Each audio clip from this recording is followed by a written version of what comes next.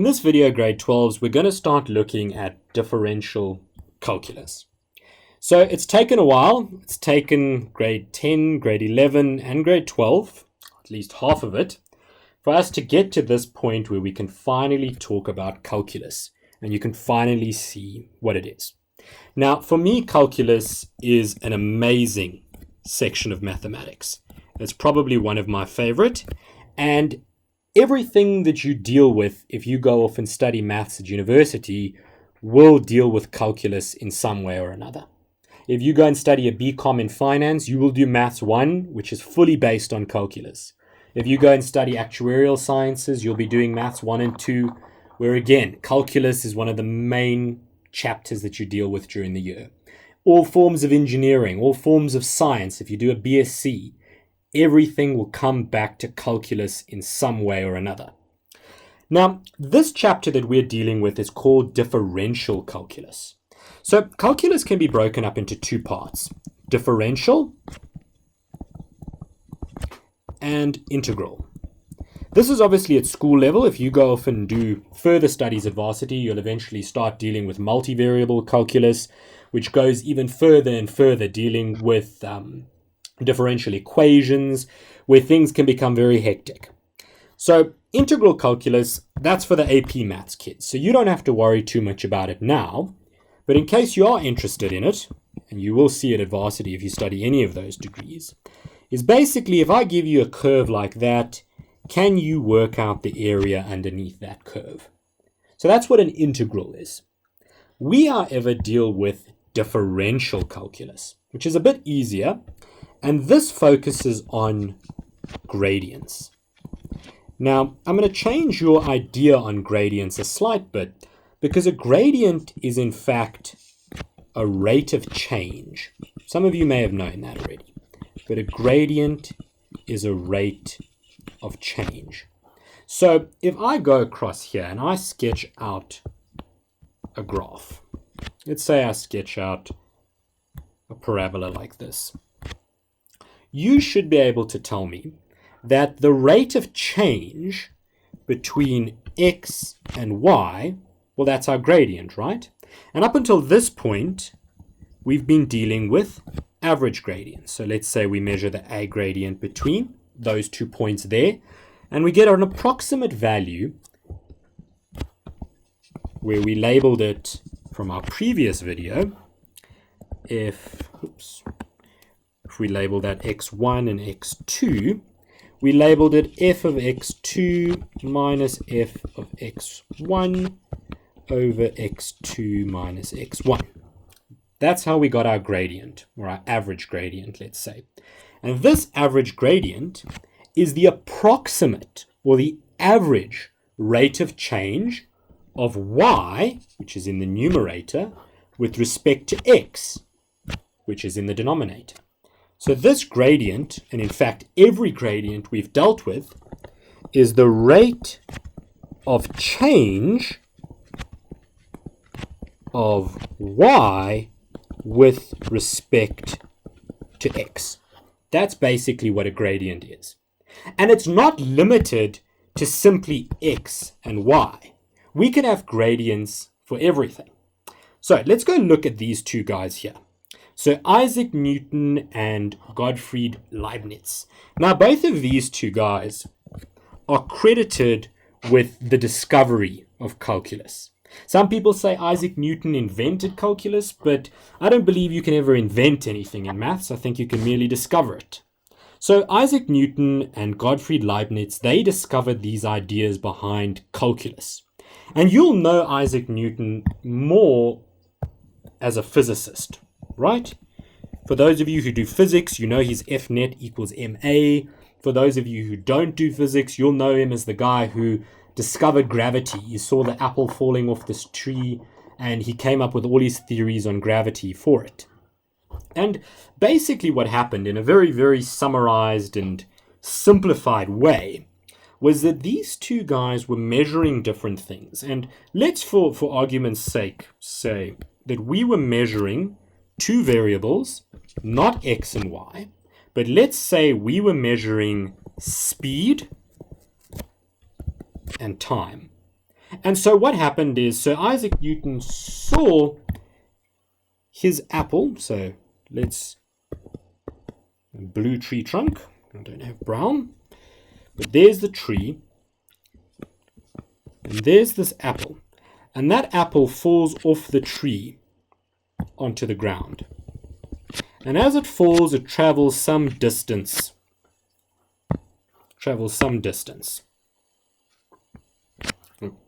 Let's rather change that to distance. So it travels some distance. And maybe he picks up the apple, he throws it through the air, he does something to it. And what he then goes and does is he goes and plots it on a graph. So he goes and plots the distance it moved with the time it took to move that distance. Okay. And he gets something that looks like that. And again, this is very simplified. But if he gets something like that, and he wanted to measure the speed at this particular point here, let's call it T1. He wants to know what is the speed over there compared with, let's say, the speed over there. So that's a T2. So what was the speed over there? So what's the difference? Well, in order to get that speed, he would need to figure out what the gradient is of the function at that point. But because this is such a weird looking function, and we know that we can only deal with average gradients, how on earth can we get the exact gradient or the exact speed? And if you want to go a step further, speed is the rate of change of distance with respect to time. So what is that rate of change of distance with respect to time? Well, he needed new mathematical tools to deal with that. And that's where calculus comes from, dealing with these rates of change. And even though you may think, well, I don't do physics, I don't need to know all these things about speed and time and distance. Well, when you get to your exams, you're going to see that we will ask you questions that require you to understand that speed and time can be a rate of each other, just the same way that area and perimeter can be a rate of each other. So you need to understand everything holistically, how this is not simply applied to X's and Y's, but how it can come up in so many different areas of life, especially in the physical side of things, like the physics and chemistry of the world. Another interesting fact is just on the fact that this guy over here, Gottfried Leibniz, he actually came up with all the modern notation that we use. So even though Newton gets most of the credit for calculus, we know that all the notation that we use today actually comes from Gottfried Leibniz. So let's look at then where exactly Newton's ideas came from. So let's say we do an example where we've got a function, and again, it doesn't matter what the function looks like. We've got y and x, and we've got a strange looking function, something like this. Okay. And what we want to do is figure out what the exact gradient is on the function, because we know that as we move along the function, so if I were to measure the gradient there, and then measure the gradient again there, and there, and there, and there, in every one of these places, the gradient would be different. And what Sir Isaac Newton figured out is that I could actually draw a tangent to the function at that point.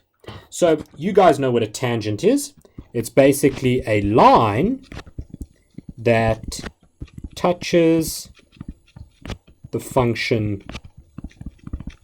once. The key word there is once. The fact that it touches it only once tells us something very important. So let's go and draw out a function at this point over here. So if I go and draw out a tangent and it touches at that point there,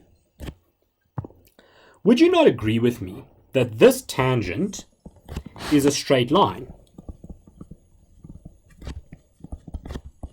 And straight lines have a formula, y is equal to mx plus c, where m is the gradient. And so if I were to figure out what the gradient of this function is, well, it would tell me what the gradient at that point is over there, because it only touches it once. So the fact that it's touching the function in this point over here means that whatever the gradient is of this straight line will be the same as the gradient of the function. Likewise, if I went and drew a tangent out over here, the equation of this tangent would still be in the form y is equal to mx plus c, but it would be different to this y equals mx plus c over here.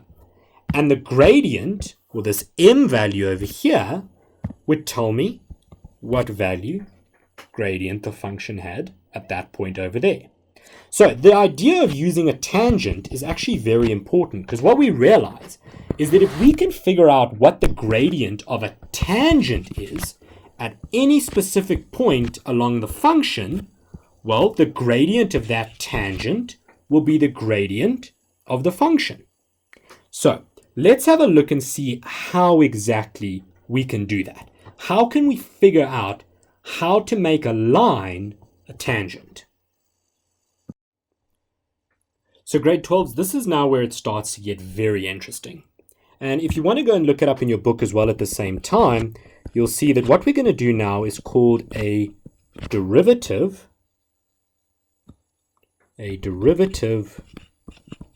from first principles.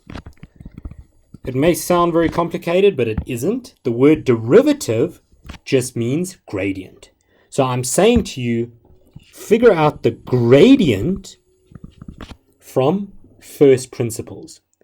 What makes this so interesting is that it is in fact the gradient of a curve. So a gradient of a function. That's what we're looking at now.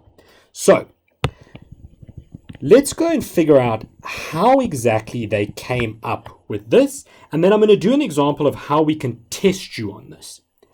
So given any random function, let's say, for example, we're given a function. So there's the function that we're given. This is the function f of x. That's the function that we're given. And what we need to do is figure out a way to get the gradient of it. And the whole time we're going to be trying to link the idea we had with tangent. That's what we're trying to do here. We're trying to link the idea we had with the tangent that we just discussed. So what I'm going to do is I'm going to pick any point x. Okay, so there's the point x. And then I'm going to go up along the curve, and I'm going to pick another point. Let's say a point over there. And what I'm going to do is I'm going to join those 2 points together. So we're going to join them together like that with a line. And this line that we've joined them up with, I hope you guys know, that line is called a secant. And if you go back to circle geometry, you'll remember that. So it's called a secant. And if I wanted to work out the gradient of that line, well, I know that it's y is equal to mx plus c, where m refers to my gradient. And so what I would need is I would need the coordinates of this point over here and this point over here. And the way I'm going to label those 2 points is like this. I'm going to say that this point over here is a distance away from this point over here. Now that may sound a little bit weird, but think of it like this. If I got my axis and this is point 3 over here, and I want to get to 5, I could label this as 3 plus 2, where the difference between those 2 points was 2. So same kind of idea, except I'm going to call the distance between this point here and this point over here, I'm going to call it h. So that means if this point is x, then the point over here will be x plus h. All right, so it's just the distance between those two points. And if I went across then to find the y coordinates, well, it would look like this. So I would go across, and then this would be f of x, because the x coordinate is simply x. And if I then went across from this point over here, so let's go across like this, that point there would be f of x plus h, right?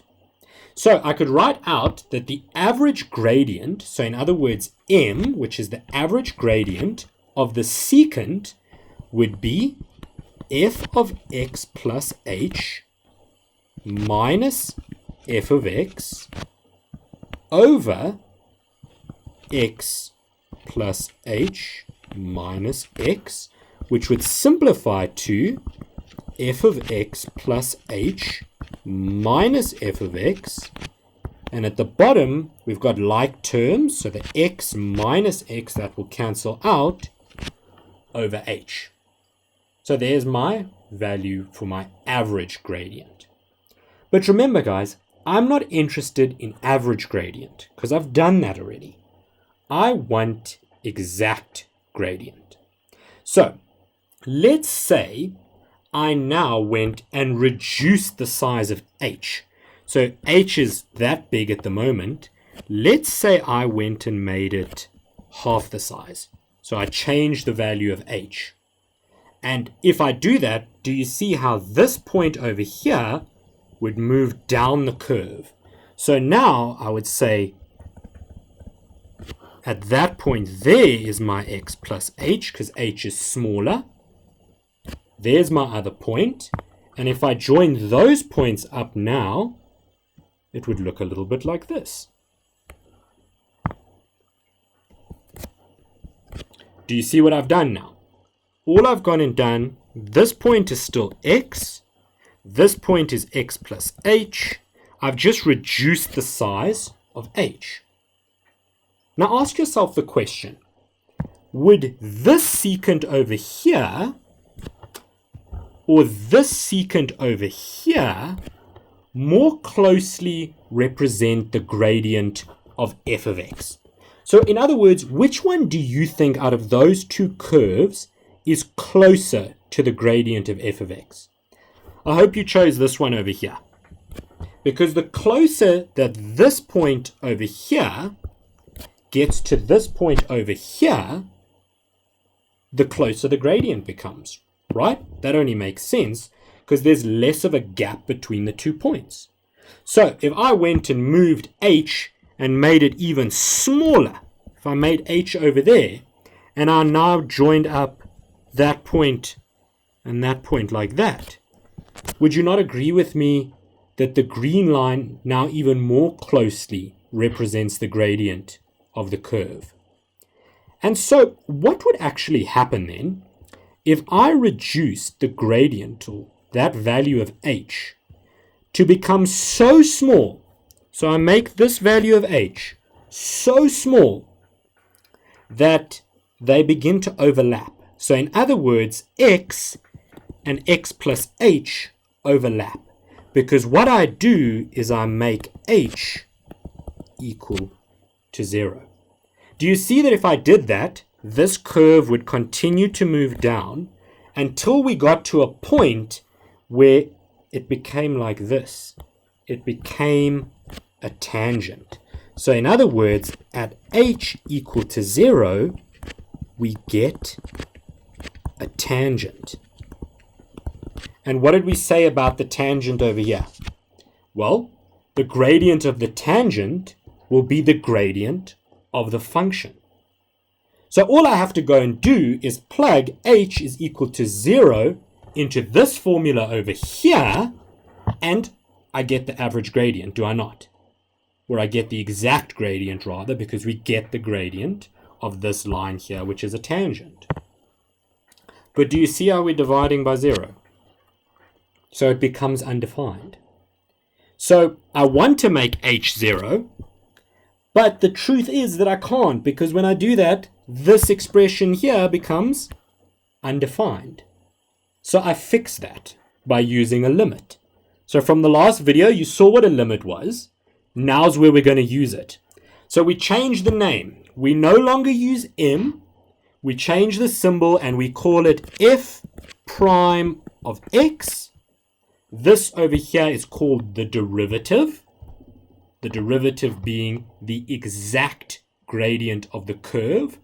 And the derivative of f dash x, or the derivative of f of x, is equal to the limit as h becomes 0. So I'm making this h over here 0 so that I get a tangent of the average gradient. So the limit as h tends to 0 of f of x plus h minus f of x over h. This is one of the most important formulas you're going to come across this year in grade 12. This formula is for the derivative from first principles. Go write it down immediately. This is exceptionally important. What I thought I would do, though, is show you, not using my very neat drawing, but rather using a bit of software, what exactly this proof, or this, how I derived the formula from first principles. So let's have a look at that quickly.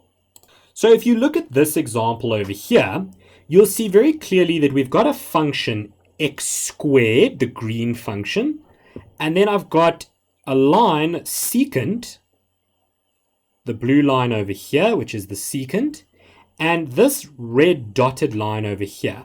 That's a tangent to the function.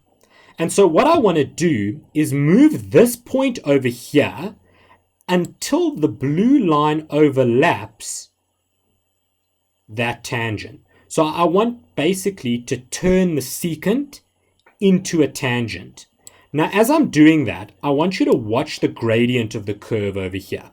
So you'll see that the gradient over here, you'll see that the gradient of the function is given as 4 when we measure between those 2 points there. So that's the average gradient between that point and that point. And the gradient of the tangent is 2. So as I move this point down, do you see how it should get closer to 2? And as I move it, it gets closer and closer and closer to that point until eventually they overlap. And when they overlap, the gradient of the function is 2. The gradient of the tangent is also 2. So, do you see how I'm changing that difference between the two values? And as I'm doing that, I managed to figure out what the gradient of my tangent is. So, it's very important how we deal with this, understanding that I'm changing that distance between these two coordinates, that h value between those two coordinates, as I move this point. And as I move that point, the secant becomes a tangent. And when it becomes a tangent, it perfectly gives the gradient of the function. So that's the idea behind what I was explaining earlier. I hope you see it. I will leave a link to this GeoGebra file if you want to go and have a look and see exactly how we derive the formula for first principles. But before we do that, I'd like to look at an example of a question that you can get in an exam as to where you would use this formula. So let's go and have a look at that. So here's an example that we would use this formula for. So it says find f dash x if f of x is equal to x squared plus 1. So basically the question is asking us to find the gradient of f of x if f of x is equal to x squared plus 1. So that's what we need to do. All right. Now, I'm going to put a little asterisk here, and that is that you only use this formula when asked. Okay. And you'll see in the exam, they'll say to you, determine the gradient of the function or find f dash x from first principles. So the key words here is first principles. And the reason that is because it's actually quite a lot of work. And what you will find is that there's much easier ways of doing it or shortcuts that we're going to teach you. But you will 100% be asked to find at least one from first principles. And those are usually for between 5 and 7 marks. So it's quite a decent amount of marks. And it's when you see how I do it now, it's actually a relatively easy question to answer. So we're given here f of x is equal to x squared plus 1. And we need to use this formula to figure out what that is. So the way that we're going to do that is we're going to start off by finding f of x plus h. Now you guys will remember that the way we deal with this is if I gave you, let's say for example, f of 2, what you go and do is you take whatever's inside that bracket there and you go and plug it in wherever you see x, right? So it's the same principle here. We take whatever's inside the bracket over here and we plug it in wherever we see x. So we see an x over there. So it would become x plus h all squared plus 1. Then we're going to have to FOIL out that bracket. So it's going to become x squared plus 2xh plus h squared plus 1, which is me foiling out that bracket. Go and double check how I've done that if you're battling to see. But all I've done is just FOIL that out, quite straightforward. And then we're going to take this and we're going to plug it into our formula. So our formula for f dash x is f dash x is equal to the limit as h approaches 0 of f of x plus h is x squared plus 2xh plus h squared plus 1 minus, always put a bracket around it now, minus f of x, and f of x we know is just x squared plus 1, all over h, all over h. So divided by h. Can I just go and plug 0 into h? No, I can't, because if I do that, I'm going to get an undefined value. So I have to take it a step further. I write the equals first, then the limit. So watch the way my notation works here. So the limit is h tends to 0. And then I'm just going to group like terms. So the x squared minus the x squared, the plus 1 minus 1 will give us, at the top we'll be left with 2xh plus h squared over h. Over, and then we'll get in the next line the limit as h tends to 0. I'm going to take out a common factor of h. So I'll take out a common factor of h and I'm going to be left with 2x plus h over h. We now see that that h and that h will cancel out.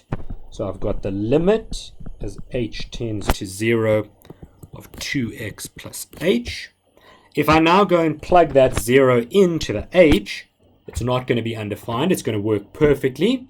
So I take the limit. Remember the wording. I take the limit. So I can say 2x plus 0 gives me 2x. So what have we discovered basically? We've figured out that the gradient of f of x is 2x. Like, we've got a variable there. How's that possible? Are you telling me now that the gradient has an x in it? Well, yes, I am. The gradient has an x in it for that matter. And the way you should actually be thinking about this is not so much the gradient, but it is in fact a formula for the gradient. So guys, given the function x squared plus 1, you should know that it looks a little bit like this, right? X squared plus 1 looks something like that. And the gradient changes at every single x value. So when x is a value over there or over there or over there, it will be different at all of these points. And so we've now worked out a formula. So basically, if I now said to you, what is the gradient of f of x at x is equal to 2, well, you would simply say, well, the gradient formula is f dash x is 2x. So therefore, f dash of 2 will be 2 times 2, which is 4. So the gradient of the function at x is equal to 2 is 4, because this here is actually a formula for the gradient of a function. How cool is that? So we actually use the derivative to get a formula for the gradient of a function. And so all we need is an x coordinate, and I can tell you what the gradient is at that specific coordinate. But don't forget that this is also the gradient of a tangent that touches f of x at x equals 2. So let's say that that's where x is equal to 2. The function or tangent over there would be y is equal to 2x plus something. So guys, I hope this video has helped you a little bit, just to give you an understanding of what calculus is, where it comes from, and how you're going to use it. Okay, this video was more to give you an understanding. So when I was at school, I wasn't too sure of what all these things actually meant or where they came from. But hopefully now for you guys, you will see exactly where they come from, like this example over here, how we not only found this formula, but then how we apply the formula as well, and what that formula gives me. So it's basically almost like a formula giving me another formula. It's very cool and very interlinked in so many different ways. So hopefully you understood this example, and I will do lots more videos on it. But for now, all you need to take away is this, that the formula for a derivative from first principles is this formula over here, and that when you go and substitute the values in for a function, you will actually get a formula for the gradient of that function. And if you've got any x coordinate, all you need to do is plug it into that formula, and you will get the exact gradient of that function. Okay, so the derivative is a formula for the gradient of a function. I hope you guys enjoyed the video, and I hope you enjoy the rest of calculus that we're going to go through.